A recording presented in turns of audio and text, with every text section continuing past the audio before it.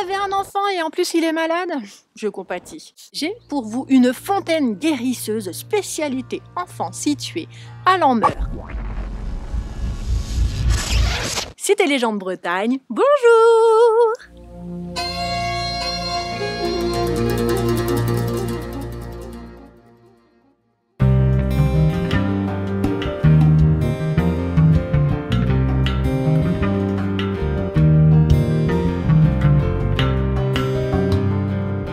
Lanmeur est une commune située dans le Trégor, juste à côté du Léon, et située dans le Finistère, juste à côté des Côtes d'Armor. C'est une commune qui est au nord de Morlaix. Lanmeur, je vous y avais déjà amené pour vous raconter l'histoire du saint patron de la ville, qui est Mélard, le très jeune martyr de Bretagne. Cette histoire se déroule ici, et ici aujourd'hui je vous raconte Kernitron, la fontaine, qui juxtapose la chapelle du même nom. Mais revenons à vos enfants malades et la fontaine guérisseuse de Kernitron, spécialité enfants.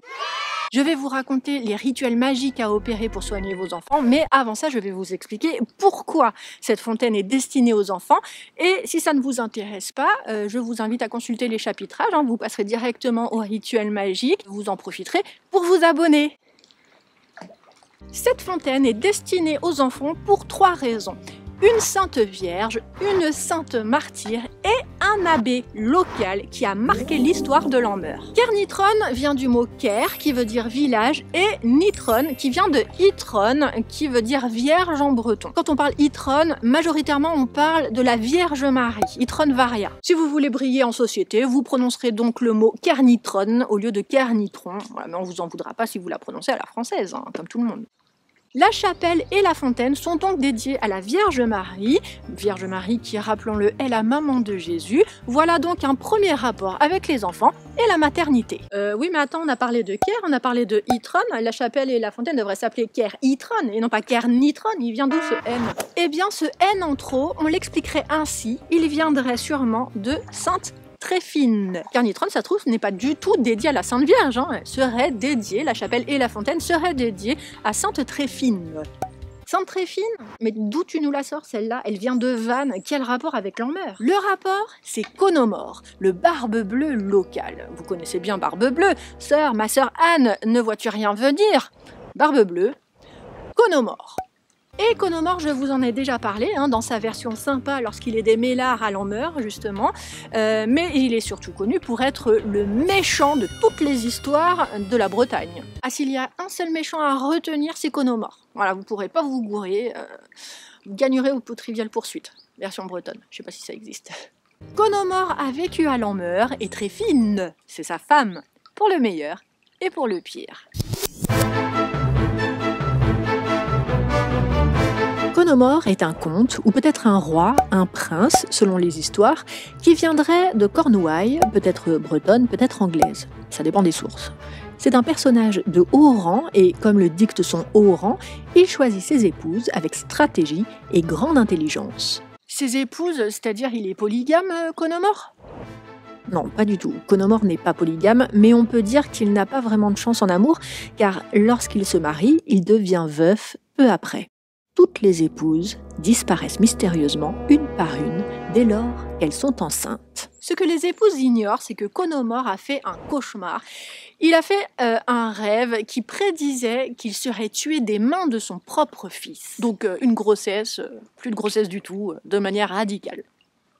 Étant veuf à nouveau, un jour, Conomore propose au comte de Vannes, Varroc, d'épouser sa fille Tréphine. Varroc, méfiant évidemment vu la réputation du bonhomme, décide de prendre conseil auprès de son ami Gildas le sage, qui est moine. Gildas lui conseille, au père de Tréphine, d'accepter la proposition de Conomore pour éviter la guerre. Ça c'est parce que Conomore il ne fait pas dans la dentelle quand il demande une femme en mariage, c'est soit tu acceptes, soit je te mets une petite guerre dans ta tronche. Et Varroc là, il vacille quand même parce qu'il a peur pour sa fille. On n'a retrouvé aucune des anciennes épouses, c'est un peu flippant quand même. Gildas lui répond, t'inquiète pas, je vais la protéger, je m'en occupe, t'inquiète. Avant la noce, Varroc et Gildas vont voir Tréphine pour la coacher au cas où. Si tu sens que Conomore se fâche un peu, tu ne poses pas de questions, pars, tu fuis, cours. Tréphine et Conomore se marient, tout va bien, Conomore se montre très bon mari, respectueux. Ils sont heureux jusqu'au jour où ce qui devait arriver arriva. Faut dire que la pilule n'existait pas à l'époque. On n'avait pas la notion de la discussion intra-couple pour essayer de résoudre les problèmes. Non, ça aurait été bien de verbaliser à sa femme, mais non. Tréfine tombe enceinte. Conomore, à l'annonce de cette grossesse, se transforme. La rage s'empare de lui et Tréfine, se rappelant les conseils de Gildas et son père à son mariage, sent que là, c'est l'heure de fuir. Elle court dans la nuit à travers la forêt, implorant Gildas de lui venir en aide, mais Conomore la poursuit, la rattrape et, de son épée, lui couique la tête. Gildas, lui, pendant ce temps, a entendu la détresse de Tréfine et la rejoint pour la secourir. Il court, il essaye de la rattraper avant Conomore, mais lorsqu'il la trouve, c'est trop tard. Il la découvre étendue, morte.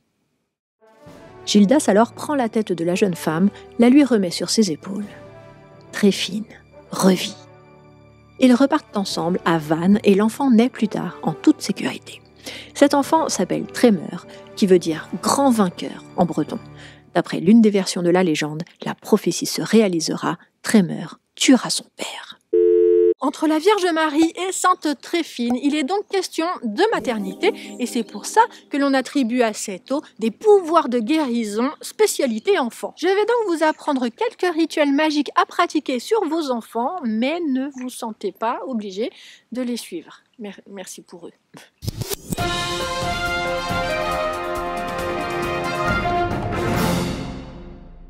Si vous avez un nourrisson, prenez-le et plongez-le dans l'eau de la fontaine, puis vous l'amènerez à la chapelle Carnitron et vous le poserez sur l'autel où vous le roulerez, comme ça.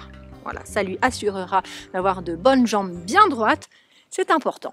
Pour vos enfants, s'ils sont malades, prenez leurs habits, puis plongez-les dans l'eau, les habits, pas les enfants, et faites-les sécher de préférence avant de les habiller avec. Ça devrait les guérir. Je ne vous dirai pas de leur faire boire, hein, elle n'est pas potable, enfin sauf si vous voulez pas qu'ils guérissent. Qu'un enfant malade, ça permet d'avoir un peu de temps pour soi quand même.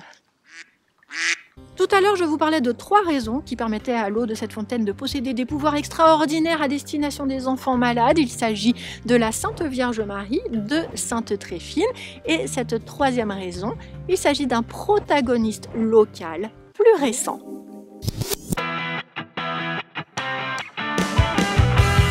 De 1825 à 1870, vivait ici à Lanmeur un abbé du nom de Jean Clerc.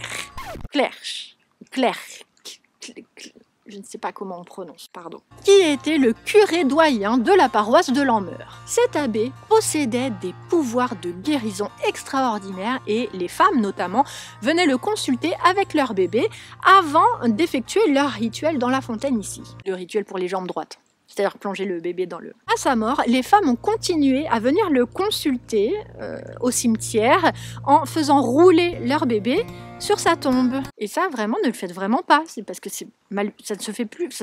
Ne faites pas ça. Voilà pour la partie enfant. Alors, la fontaine de Carnitron ici posséderait aussi des pouvoirs de guérison liés à l'arthrose et au rhumatisme. On le sait parce que dans la chapelle, on a retrouvé des béquilles et des plaques de remerciement qui sont liées à ces maladies justement et à des guérisons miraculeuses. Je vous remercie d'avoir suivi cette vidéo. N'oubliez pas le commentaire, le like, le partage, l'abonnement. Ça permet ma visibilité sur YouTube, sur Facebook. Et puis moi, ça m'encourage, ça me fait plaisir. Je vous retrouve la semaine prochaine pour de nouvelles aventures bretonnes. Et en attendant, je vous dis, Kenavo Arvecha!